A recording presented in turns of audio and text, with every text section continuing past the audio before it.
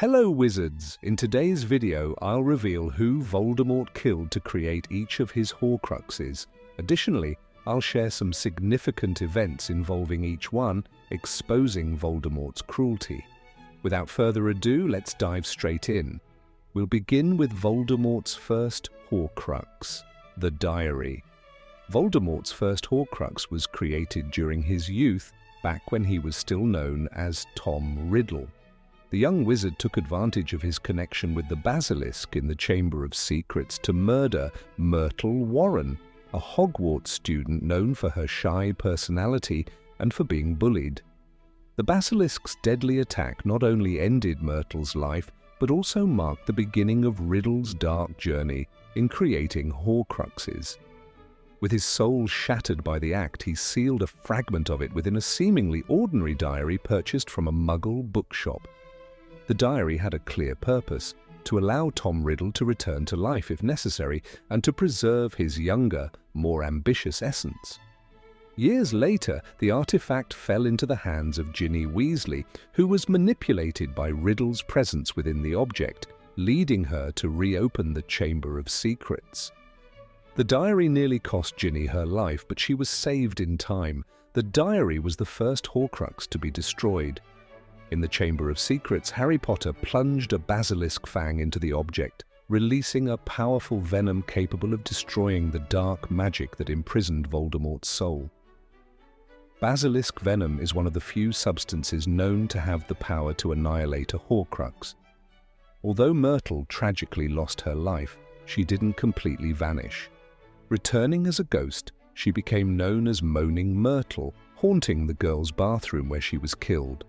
Her sorrowful presence lingered at Hogwarts for decades, and ironically, she indirectly helped Harry uncover the secrets of the Chamber of Secrets, contributing in her own way to the destruction of the first Horcrux. The second Horcrux Voldemort created was Marvolo Gaunt's ring. One of Voldemort's most significant Horcruxes was made through the murder of his own father. The young wizard, still known as Tom Riddle, had already embraced his hatred for the Muggle family that had abandoned him. Upon reaching adulthood, he returned to the Riddle Manor to exact his revenge. In an act of pure cruelty, Riddle killed his father and his paternal grandparents, using his father's death to create this Horcrux, sealing a fragment of his soul within the ring inherited from the Gaunt family lineage. The ring was no ordinary object. In addition to belonging to his mother's family, Merop Gaunt, it contained the legendary Resurrection Stone, one of the Deathly Hallows. However, Voldemort never fully understood the artifact's value, using it only as a vessel for his Horcrux. The creation of this Horcrux is deeply tied to Voldemort's dark past. The son of Merop Gaunt, a pureblood witch, and Tom Riddle, a wealthy and influential Muggle, he was the product of a relationship forged through love potions. When the enchantment wore off, Tom Riddle abandoned Merop, leaving her alone and pregnant. Merop died shortly after giving birth, and Tom grew up in an orphanage, harboring a deep hatred for his origins. Years later, during a visit to the Gaunt family's old home, Tom found only his uncle Morphin. Using magic to steal the family ring and erase Morphin's memory, he framed his uncle for the Riddle murders. This crime marked the first time Voldemort used death as a tool to create a Horcrux, solidifying his path of destruction. Decades later, Albus Dumbledore discovered the ring hidden in the ruins of the Gaunt family home. Using the Sword of Gryffindor, imbued with basilisk venom, he managed to destroy the Horcrux. However, the ring was cursed.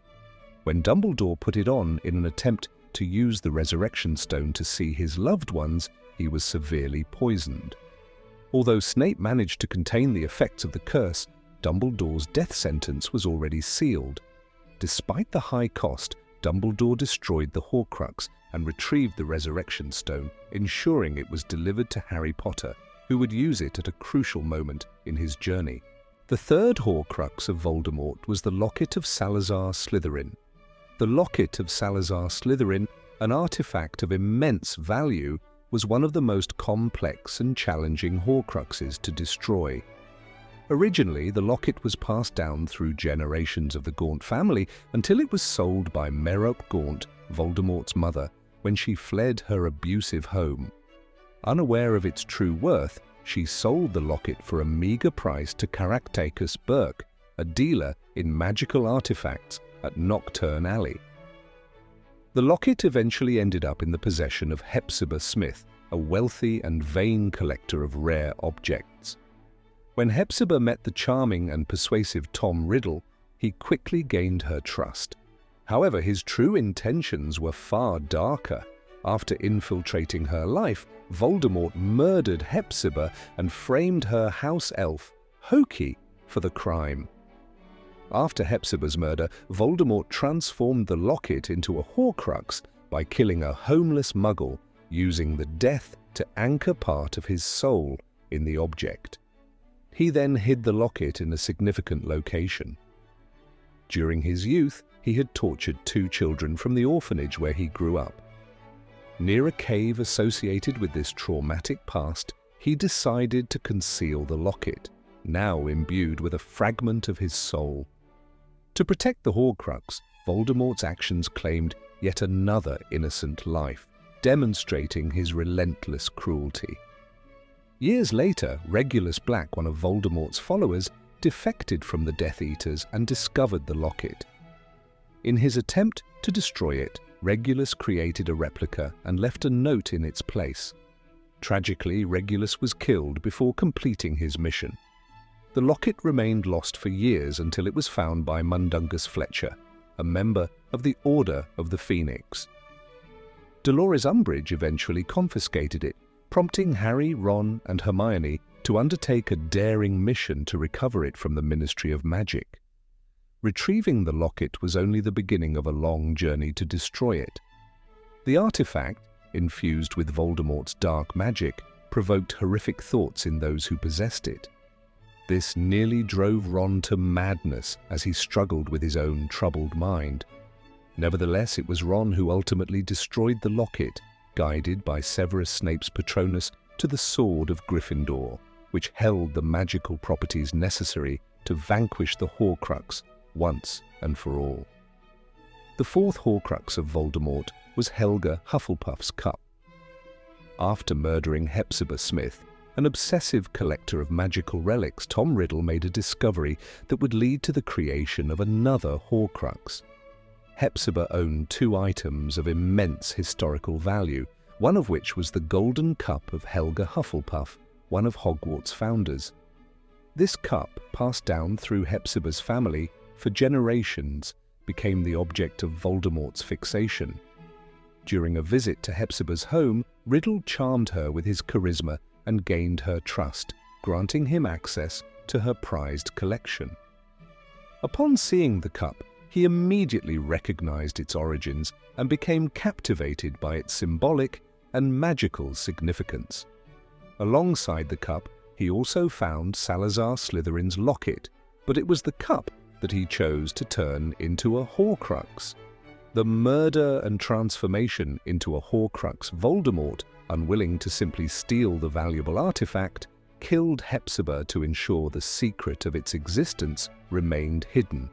He framed her house elf, Hokey, for the murder. In truth, Hepzibah's death served a far darker purpose, enabling Voldemort to split his soul once again and create another Horcrux. Helga Hufflepuff's cup was transformed into a vessel for Voldemort's fragmented soul. True to his nature, he concealed it in a secure and symbolically significant location. The cup, as a symbol of Hufflepuff, was a magical artifact with a rich history, something Voldemort, as Dumbledore noted, could never resist. Over the years, Hufflepuff's cup became lost among magical relics until it was found in a vault belonging to Bellatrix Lestrange at Gringotts. Hermione Granger, demonstrating incredible courage and determination, was ultimately responsible for destroying this Horcrux. She achieved this using one of the most effective means of destroying magical objects infused with fragmented souls, basilisk venom. The cup, marked by centuries of history, was finally destroyed, but not without a fight. Voldemort's Horcruxes were always challenging to eliminate, as he often chose objects of great historical value and power. The fifth Horcrux of Voldemort was Rowena Ravenclaw's diadem. Rowena Ravenclaw's diadem, one of the most powerful and valuable magical objects associated with Hogwarts, became one of Lord Voldemort's Horcruxes. The diadem's history is intertwined with tragedy and death, centered on the untimely demise of Helena, Rowena Ravenclaw's daughter. Helena stole the diadem from her mother, driven by jealousy of the wisdom it conferred. She fled to the forests of Albania, where she hid for many years. To recover the diadem, Rowena sent the Bloody Baron, who was in love with Helena. When he found her in the forests, Helena rejected him. In a fit of rage and despair, the Baron killed Helena before taking his own life. Helena, however, had already hidden the diadem in a hollow tree, preserving the object and allowing it to be found much later. The diadem became a symbol of wisdom, but also served as a receptacle for a fragment of Voldemort's soul as he turned it into a Horcrux. Voldemort located the diadem after persuading the ghost of Helena Ravenclaw to reveal its hiding place. He found it in the forests of Albania, killed an Albanian peasant to create the Horcrux, and brought it to Hogwarts, where he hid it in a place of great symbolic value. The diadem remained lost for many years until Harry Potter, unaware of its true nature, stumbled upon it in a pile of items in the Room of Requirement. However, the Horcrux's destruction would only occur after a confrontation in the same room, involving Draco Malfoy, Vincent Crabbe, and Gregory Goyle. Vincent Crabbe, in a fit of rage and fear, cast the Fiendfire Curse, a powerful and destructive spell. During the chaos of the spell, Crabbe lost his life, but ironically, the uncontrollable and immensely powerful flames destroyed the diadem, shattering the Horcrux and bringing Voldemort closer to defeat. Nagini, Lord Voldemort's loyal companion, was one of the most unexpected and challenging Horcruxes to destroy. She was not merely a snake, but a deliberate creation by Voldemort, who used her to store a fragment of his soul. The tragic murder of Bertha Jorkins, a Ministry of Magic employee, enabled the creation of this Horcrux. Bertha had uncovered critical information about the Triwizard Tournament, and upon being captured by Voldemort, was tortured and killed.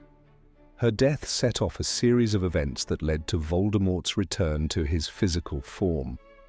Thus, Nagini became more than just a serpent, serving as the guardian of a part of Voldemort's soul.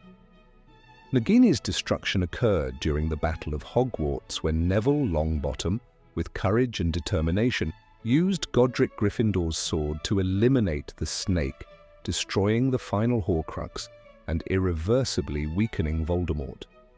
One of Voldemort's most tragic and unintentional Horcruxes was created during the attack on Godric's Hollow when he tried to kill the infant Harry Potter. However, by murdering Harry's parents, especially his mother, Lily Potter, Voldemort inadvertently created a Horcrux within Harry. Unlike the other Horcruxes, this one was entirely accidental. Lily's sacrifice, as she placed herself between Voldemort and her son, invoked a powerful protective spell that bonded Harry and Voldemort profoundly. This connection was the reason Harry bore a lightning-shaped scar, could sense Voldemort's thoughts, and spoke Parseltongue.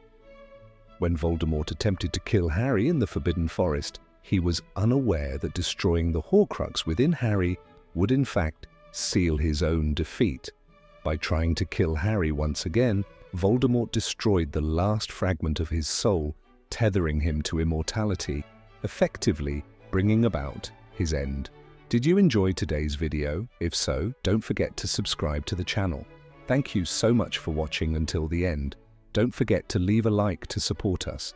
There's more content coming tomorrow, so see you in the next video.